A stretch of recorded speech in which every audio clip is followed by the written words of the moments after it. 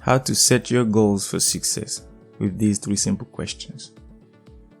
So reading the book Principle by Ray Dalio, I came across 3 underrated questions that would change the way I set my goals for the best.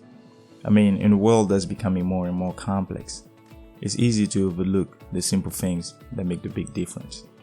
It's incredible how something as simple as setting your goals can make a huge difference between you achieving success or failure. We all know how challenging life can be, and you don't want to waste a lot of time and energy on the wrong aim just to later find out that's not what you truly wanted, or simply that you're not ready to do what's required of you to reach that specific goal. Let's now tackle those 3 questions to help you have a clear vision of your future goals. First question, what do you want? As simple as this question can be, no one but you can answer it. I think it's incredible how the only person in the whole world who can answer this question is no one but you. Not Google, not your siblings, not your parents, you. This is the time to think for yourself about what it is that you truly want. You have to be completely honest and true to yourself. Richard Feynman says it best. The first principle is that you must not fool yourself, and you are the easiest person to fool. Every day we are flooded under a deluge of information. It becomes more and more difficult for a man to form his own opinion, to come to his own decision. However, to really find what you want, you must go deep within yourself to get the magic answer. You can't take your friend's opinion or an expert opinion for your own. That will make you more likely to give up at the first obstacle you have to face. Know the difference between your desire, which is what you wish or hope for, and your goal, which is what you want or need to achieve. Don't confuse both.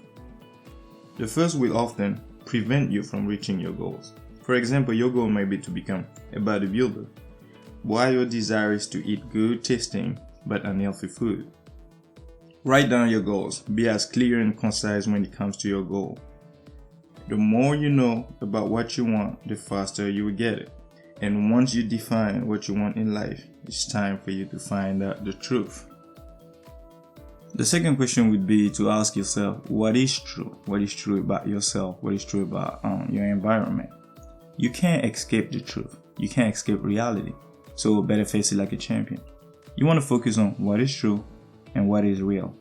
Knowing how things work will make you better equipped for success when the time comes for you to confront your goals to the reality.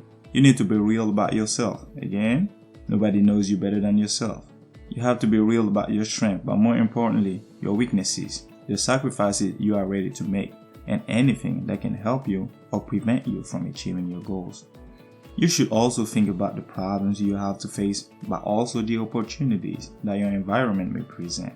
Sticking to the bodybuilding example, an aspiring young bodybuilder might be mentally strong, relentless, but also impatient and a bit reckless. The truth about his environment is that the gym has to become like a second house. He's going to have to spend 5 to 7 hours a day in the gym. He has to eat healthy. You also got to remember that there is a lot of health risk with bodybuilding. It is also true that having someone to work out with will increase his chances of success. Just like everything else, being a bodybuilder gonna cost him some money. It's also gonna take some time and some hard work to become a bodybuilder. So our young aspiring bodybuilder is gonna need to learn the values of patience. The third and last question is, what should you do to achieve what you want, knowing what is true? I love this quote from Abraham Lincoln. Give me 6 hours to chop down a tree, and I will spend the first 4 hours sharpening the axe. It's time to confront your goal to the reality, to come up with a plan that would guide you to overcome all the obstacles you'll face in order to succeed. Having a path just as concise and clear as your goal is a must. You want to know every single detail of the contract you're about to sign with yourself, because you're the person who is going to execute this plan, and you want to hold yourself accountable for every action you take or fail to take. All roads lead to Rome is a proverb that derives from medieval Latin, which philosophical meaning is that there are many paths to achieve your goal. So your job is to find one, the one that works for you. Just like you would write down your goals, take the time to write down your plan.